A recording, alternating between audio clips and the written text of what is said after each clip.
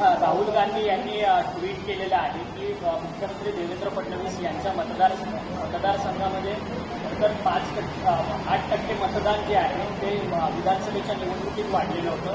त्या संदर्भात आता पूर्णपणे गदारोळ माजला आहे. आता इलेक्शन कमिशनकडनं चर्चेसाठीचं आव्हान जे आहे ते राहुल गांधी यांना पण देण्यात आलं. मला असं वाटतं जर इलेक्शन कमिशननी चर्चेला बोलवलं असेल तर त्याचं आपण सगळ्यांनी स्वागत केलं पाहिजे. आणि शेवटी एका सशक्त लोकशाहीमध्ये चर्चेतूनच मार्ग निघतात. त्याच्यामुळे त्याची चर्चा व्हावी आणि चर्चा झाल्यावर जे काही सत्य आहे ते बाहेर येईल. परंतु काही तुमच्या पक्षातून देखील विधानसभेच्या निवडणुकीमध्ये जे पराभूत उमेदवार आहेत त्या जवळपास 30 ते 35 पराभूत उमेदवारांनी हायकोर्टात पिटिशन टाकली असली. अचानक पद्धतीने सगळी मतदानाच्या संख्येत जी आहे ती मोठ्या प्रमाणात वाढ झालेली आहे. एकीकडे प्रकाश आंबेडकर यांनी देखील याचिका टाकली आहे की 5 नंतर 76 लाख मतदान कसं वाढलेलं आहे. हे प्रश्न आहेत. त्याची चर्चा संसदेतही व्हावी म्हणजे पारदर्शक कारभार व्हावा आणि परत या घटना होऊ नये ह्याच्यात पुढे चेक्स अँड बॅलन्सेस कसे होऊ शकतात ह्याच्यावर चर्चा झाली पाहिजे. आणि एकच चिंताजनक गोष्ट मला आता वाटते की जो डेटा 3 का 4 महिन्यातच डिस्ट्रॉय होणार आहे. आजकालच्या जगात जिथे एवढे डेटा सेंटर्स आहेत प्लस क्लाउड सारखी यंत्रणा आहे, एआयचं एवढं मोठं आज तंत्रज्ञानात एवढे क्रांती होतीये त्याच्यामुळे डेटा स्टोअर करायला काय फार अडचण नाही. आता ज्या वेळेला विधानसभा निवडणुका झाल्या होत्या त्यावेळेला आपल्या पक्षाच्या वतीनं सुद्धा अनेकांनी आक्षेप घेतलेले होते. अनेकांनी स्थानिक पातळीवर निवडणूक आयोगाला पत्र पाठवून त्यांच्या विधानसभा क्षेत्रात माहिती मागवलेली होती. आपल्या वतीनं या प्रकरणामध्ये काय कोर्टामध्ये जाण्याची भूमिका आहे, निवडणूक आयोगाकडे जाण्याची भूमिका आहे, नेमकी काय भूमिका? एकतर आमच्या कोर्टात खूप केसेस चाललेल्या आहेत.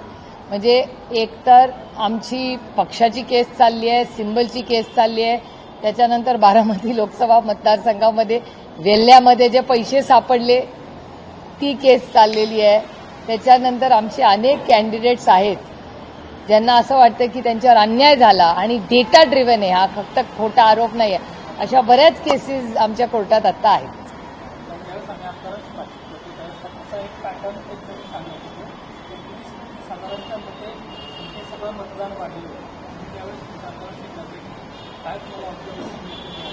मला वाटतं जी काही चर्चा व्हावी ती पारदर्शक व्हावी आणि ती डेटा ड्रिव्हन असावी. त्याच्यामुळे जो काही डेटा दोन्ही बाजूचा असेल त्याच्यावर पारदर्शक चर्चा व्हावी. म्हणजे एकदा जे काय होईल त्या विषयाचा सोक्ष मोक्ष होऊन तो विषय कुठल्या पद्धतीने जाईल तो लॉजिकल कन्क्लुजनला गेला पाहिजे अशी माझी आग्रहाची भूमिका. आणि जर मला असं वाटतं ते रिचेकिंग सारखं आहे. जर आपण पेपर व्यवस्थित लिहिला असेल तर आपल्याला रिचेकिंगला काहीच हरकत आहे ना द्यायला. राज्य सरकारने महानगरपालिकेच्या निवडणुकीची जी प्रभाग रचना आहे त्यासाठी जवळपास आता महिनाभराची मुदतवाढ दिलेली आहे. त्यामुळे मुंबई ठाणे आणि नवी मुंबई आणि राज्यातील 29 महानगरपालिकेच्या निवडणुका ज्या आहेत त्या आता दिवाळीनंतर होणार असं चित्र पाहायला. माझी इलेक्शन कमिशनला एवढीच विनम्र विनंती आहे की जे काय होईल ते पारदर्शकपणे व्हावं. म्हणजे जे वॉर्डची रचना आहे ती पारदर्शकपणे वन साईज फिट्स ऑल झाली पाहिजे. कुणाच्याही राजकीय मनमर्जीनी वॉर्ड्स होऊ नये. हे इलेक्शन आहे, हे पारदर्शकपणे संविधानाच्या नियम कायद्याप्रमाणे, कारण का हा देश कुठल्याही व्यक्तीच्या मनमर्जीनी चालता कामा नये. तो पारदर्शकपणे संविधानानेच चालला पाहिजे. त्यामुळे जे काही नियम कायदे आहेत ते सगळ्यांना समान म्हणजे आमच्यापासून सगळ्यांना समानच असले पाहिजेत. आणि जी काही वॉर्ड रचना असेल त्याचा एक स्टँडर्डाइज फॉर्म्युला असला पाहिजे आणि त्याच फॉर्म्युलानी संपूर्ण राज्यात पारदर्शकपणे त्या झाल्या पाहिजे. 6 ऑक्टोबरपर्यंत ही मुदतवाढ दिलेली आहे, त्यामुळे आता कुठेतरी निवडणुका पुढे जातील असं वाटतं का? मला काय आश्चर्य वाटत नाही. मी तुम्हाला ज्यावेळेस ऑर्डर आली तेव्हाच म्हणत होते की म्हणजे माझे तर सहकारी प्रशांत जगताप ते तर कधीपासून म्हणतात की पुढच्या वर्षीशिवाय इलेक्शन होणार नाही. त्यामुळे मला काय आश्चर्य ह्याच्यात वाटत नाही. तुम्ही आमच्या दरवेळी 6 महिन्याच्या प्रेस कॉन्फरन्सेस काढून बघा. आम्ही जे आरोप मी म्हणणार नाही, जे स्पष्टपणे आम्ही भूमिका मांडलेली आहे ती भूमिका 6 महिन्यांनी खरी होती. सध्या राज्यामध्ये एक अत्यंत महत्वाचा विषय सुरू आहे तो म्हणजे हिंदी भाषा जी आहे ती 1ल्या ते 4थ्या वर्गामध्ये सक्तीला घेऊन. खरं तर सरकारनं सक्ती हा शब्द वगळला जरी असला तरी त्याला बदल देऊन पुन्हा तीच लागू करण्याचा प्रयत्न सुरू असल्याचा आरोप मनसेनं केला. मला असं वाटतं आज कॅबिनेट आहे. मला असं वाटतं कालही एक चर्चा वर्षा बंगल्यावर झाली, असं आज वर्तमानपत्रातही आलं आणि तुमच्याही चॅनल्समध्ये दाखवलं. शिक्षण हा अतिशय गंभीर विषय आहे. ती काय फक्त बातमी किंवा एक विषय ज्याच्यावर आम्ही विरोधक आहोत म्हणून आम्ही टीका करत बसावा असा नाही. हा अतिशय गंभीर विषय आपल्या सगळ्यांच्या मुलांच्या आयुष्याचा प्रश्न आहे. त्याच्यामुळे न्यू एज्युकेशन पॉलिसी हे शिक्षण सोपं करण्यासाठी होती, अवघड नाही. इन्क्लुझिव्ह एज्युकेशन, डिव्हर्सिटी इन एज्युकेशन, असे अनेक नवीन ज्या घटना आहेत. मग स्कॅन्डिनेव्हियामध्ये असलेलं शिक्षण असेल, अनेक परदेशातले मॉडेल असतील, काही भारतातले यशस्वी मॉडेल म्हणजे अनेक जिल्हा परिषदच्या शाळा आहेत ज्याच्याकडे अतिशय चांगले यशस्वी मॉडेल्स आहेत. तर का नाही त्या सगळ्या प्रक्रियेतून ज्या काही बेस्ट प्रॅक्टिसेस असतील त्या सगळ्या घ्याव्या आणि त्या पद्धतीने शिक्षण तज्ज्ञांचं मार्गदर्शन घेऊन हा निर्णय घ्यावा. याच्यात आम्ही सगळे शिक्षण तज्ज्ञ नाही, शिक्षण तज्ज्ञांना घ्या. आणि मी स्वतः एसएससीमध्ये शिकलेले आहे. तर 2 भाषा या एसएससीमध्ये आहेत, 1ली ते 4थी. याच्यात बदल आणण्याचं कारण काय? त्याला काहीतरी डेटा एव्हिडन्स पाहिजे ना. आता कुणाची मनमर्जी लागली म्हणून चला आता हे बदला, असं होत नाही. आणि मला एक चिंता वाटते ज्याबद्दल मी माननीय दादा भुसेजींना वेळही मागितली आहे की एका वर्तमानपत्रात अशी बातमी आली होती की हे 3री भाषा जी शिकवणार आहे त्याच्यामुळे जो फायनान्शियल लोड येणार आहे त्याच्यामुळे स्पोर्ट्स आणि ड्रॉइंग टीचर हे कमी करणार आहे, असं वर्तमानपत्रात आलेली बातमी आहे. त्याच्यामुळे जरूर त्यांना जे काही निर्णय घ्यायचा आहे ते घ्यावा, पण नवीन काही बदल करत असताना तुम्ही स्पोर्ट्स टीचर आणि ड्रॉइंग टीचर जर कमी करणार असाल तर हा योग्य नाही. त्याच्यामुळे ह्याच्यासाठी मी क्लॅरिफिकेशन मागण्यासाठी दादा भुसेंची वेळ मागितली.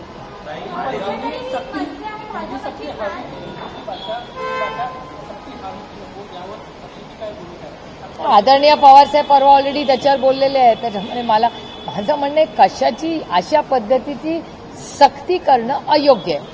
पालक ठरवतील त्यांच्या मुलांना कशी सक्ती द्यायची, सरकार नाही ठरवणार कशाची सक्ती करायची. माळेगाव साखर कारखाना निवडणुकीमध्ये अजितदादांचं पॅनल आघाडीवर आहे. चांगली गोष्ट आहे. जे कोणी लोकांनी मतदान केलंय त्या पॅनलला शुभेच्छा. असेल ना, मी एवढं सहकार चळवळीच्या इलेक्शनमध्ये आम्ही एवढं लक्ष घालत नाही हो. जे पॅनल निवडून येतं त्याला ताकदीने आम्ही मदत करतो संपूर्ण महाराष्ट्रात. या प्रकरणामध्ये सरकार म्हणजे हिंदी भाषेच्या सक्तीच्या प्रकरणामध्ये सरकार एक पाऊल मागे गेल्यासारखं वाटतंय का? कारण काल बैठक झाली त्या बैठकीमध्ये आत्ता शासन म्हणतंय की आम्ही ज्या ज्या लोकांचा विरोध आहे त्या सगळ्यांशी चर्चा करू आणि त्यानंतरच अंतिम निर्णय करू. आधी नोटिफिकेशन काढायचं, पुस्तकं छापायची आणि मग म्हणायचं की आम्ही चर्चा करू. कुठेतरी मनसे आणि महायुतीचं मॅच फिक्सिंग आहे असं वाटतं तुम्हाला? मी शिक्षणाला खूप सिरियसली घेते. त्याच्यात राजकारण पक्ष ह्याची मतांपेक्षा तज्ज्ञांची काय मतं आहेत, कारण का ह्या मुलांच्या आयुष्याचा प्रश्न आहे. तो काय कुणाच्या तरी इलेक्शनमध्ये मी अडकत नाही. आणि माझं स्वतःचं मत आहे सरकार कुणाचंही असू दे, काही विषय आहेत ज्याच्यात राजकारण आणू नये आणि तज्ज्ञांनी त्याच्यात त्यांचं मार्गदर्शन कुठल्याही सरकारने घ्यावं.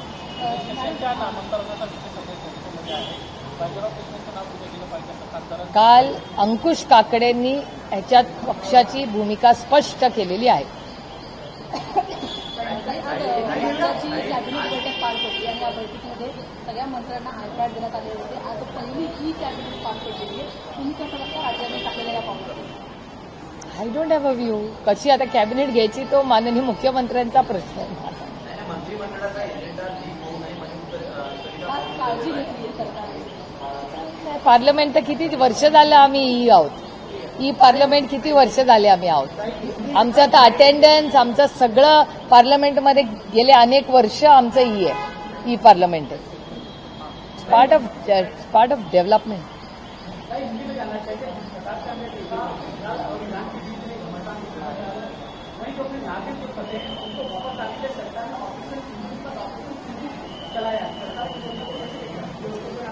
बहुत दुनिया में आज जो हो रहा है बहुत चिंता की बात है. और मेरे ख्याल से MEA हो और माननीय प्रधानमंत्री जी ने डी एस्केलेशन के बारे में जो कहा है, और प्रेसिडेंट ट्रंप ने भी वैसे कहा है, ऐसी सब न्यूज अभी आ रही है। सो आज जियो पॉलिटिकली जो इंस्टेबिलिटी हो रही है वो बहुत चिंताजनक है। जिस प्रकार से हमने देखा था इंडिया पाकिस्तान के बीच में घमासान बहुत मचा था, ट्रंप सामने आए थे मसला करने, वहीं ईरान और इसराइल की बीच मसला कर रही थी। ईरान जो कह मसला की बातें सबकी एक ही भावना है, डी एस्केलेट। सब जगह से डी एस्केलेशन का ही सबका सुझाव आ रहा है।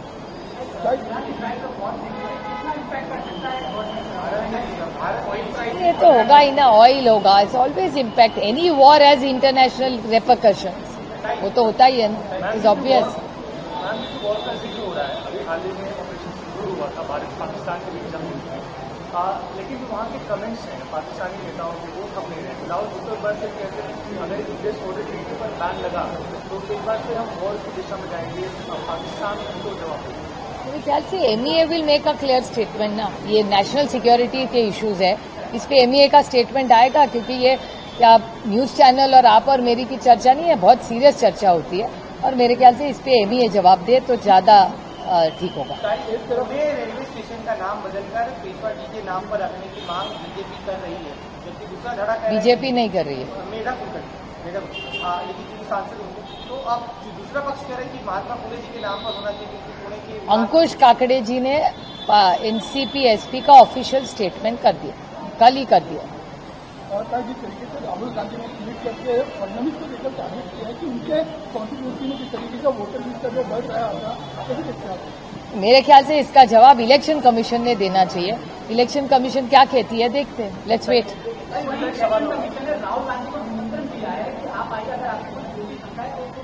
एक कांग्रेस पार्टी एक दो बार जा चुकी है इलेक्शन कमीशन, उन्होंने मांग भी की थी, जो डॉक्यूमेंट्स मांगे थे वो मिले नहीं थे, ऐसे कांग्रेस पार्टी ने मुझे खुद कहा था। आपके भी कुछ नेता है वो भी कह रहे हैं कि उनके यहाँ में डिस्क्रिपेंसी दिखाई दी है, तो हमने सारे इश्यूज रेज किए हुए हैं, हम रिप्लाई की मांग कर रहे हैं। अभी रिप्लाई आया नहीं हमें, वो नहीं मुझे पता। हमने कई इश्यूज रेज किए हुए हैं, हम इंतजार में है कि हमें जवाब आएगा, एक दिन चिट्ठी आएगी। एक सवाल ये होगा कि हाल फिलहाल में बाइपोल इलेक्शन हुए गुजरात और केरला में, जहाँ पर आम आदमी पार्टी और कांग्रेस को जीत मिली, यानी कि विपक्ष को जीत मिली काफी। ये इलेक्शन भी ईवीएम पर नहीं हुई, क्या इसे लेकर डिफरेंस ऑफ ओपिनियन देखने मिलता है ईवीएम पर? नहीं, मेरे ख्याल से एनालाइज करना चाहिए, अगर कि वोट कितने बढ़े कम हुए, इसका सबका एनालिसिस करना पड़ेगा। भाजपा को लेकर काफी मुद्दा गरमाया हुआ है, आपके पार्टी क्या भूमिका है? क्या आदरणीय पवार साहब ने पिछले हफ्ते ये किया था कि कोई भी ये कंपल्शन नहीं होना चाहिए, ऐसा स्टेटमेंट उन्होंने ऑलरेडी एक हफ्ते पहले कर चुके हैं। लगातार जिस तरीके से ट्रम्प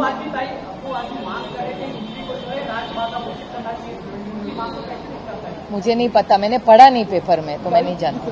ट्रम्प लगातार ट्वीट करके बता रहे हैं कि सीज फायर हो गया है ईरान और इजराइल के बीच, लेकिन लगातार मिसाइल दागे जा रहे ईरान की तरफ से। मेरे ख्याल से ये एमईए के इश्यूज है, बड़े सेंसिटिव है, नेशनल सिक्योरिटी के इश्यूज है। एमईए इस पे विस्तार पे स्टेटमेंट करेगी। बाई इलेक्शन को लेकर थोड़ा अगर आप डिटेल में बात करते हैं, बेसिकली आपको लग रहा है किसी प्रकार का पैटर्न है, बाई इलेक्शन विपक्ष जीतता है और जो मेन इलेक्शन है वो सत्ता। अभी देखो, मैं जब आरोप करती हूँ तो हमेशा डेटा ड्रिवन करती हूँ, तो मैं कभी भी एक तो पहले किसी पे आरोप नहीं करती, और करती हूँ तो डेटा ड्रिवन करती हूँ। तो एक बार थोड़ा सा डेटा होमवर्क और कर ले, उसके बाद बात करेंगे इसको। Thank you very much, thank you. लोकशाही मराठी ऐका, पहा, जागरूक रहा।